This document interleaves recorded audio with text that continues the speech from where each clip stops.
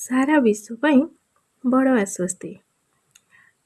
ଏଣିକି କ୍ୟାନ୍ସର ଆଉ ନେବନି ଜୀବନ।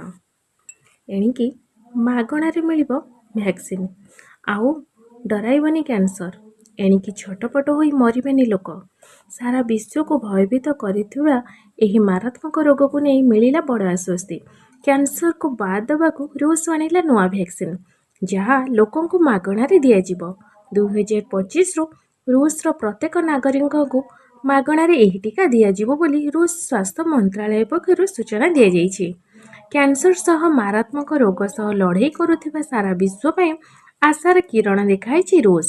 କ୍ୟାନ୍ସରରେ ଛଟପଟ ହେଉଥିବା ରୋଗୀଙ୍କୁ ଆଣି ଦେଇଛି ଖୁସି ଖବର। କ୍ୟାନ୍ସରକୁ ବାଦ ଦେବା ପାଇଁ ଏକ ନୂଆ ଭ୍ୟାକ୍ସିନ୍ ଉଦ୍ଭାବନ କରିଛି ରୁଷ। 2025ରେ ଏହି ଭ୍ୟାକ୍ସିନ୍ ଲଞ୍ଚ ହେବ। ଏହି ଭ୍ୟାକ୍ସିନ୍କୁ କ୍ୟାନ୍ସର ରୋଗୀଙ୍କୁ ମାଗଣାରେ ଦିଆଯିବ। ରୁଷ ସ୍ୱାସ୍ଥ୍ୟ ମନ୍ତ୍ରାଳୟ radiology medical research centre general director ଆନ୍ଥ୍ରୋପୋପିଂ ଏହା ଘୋଷଣା କରିଛନ୍ତି।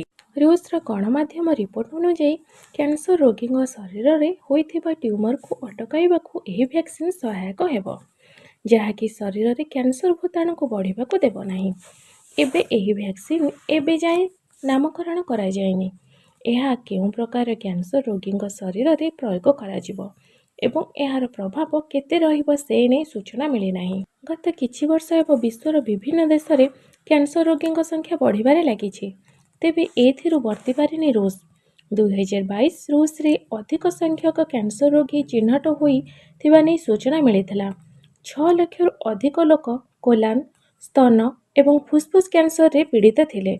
ନିକଟରେ ରୁଷର ରାଷ୍ଟ୍ରପତି ବ୍ଲାଦିମିର୍ ପୁଟିନ୍ ମଧ୍ୟ କହିଥିଲେ କି ତାଙ୍କ ଦେଶର ବୈଜ୍ଞାନିକମାନେ କ୍ୟାନ୍ସରକୁ ବାଦ ଦେବା ପାଇଁ ଭ୍ୟାକ୍ସିନ୍ ପ୍ରସ୍ତୁତ କରିଛନ୍ତି। ଏହା ଏବେ ଶେଷ ପର୍ଯ୍ୟାୟରେ ପହଞ୍ଚି ସାରିଲାଣି।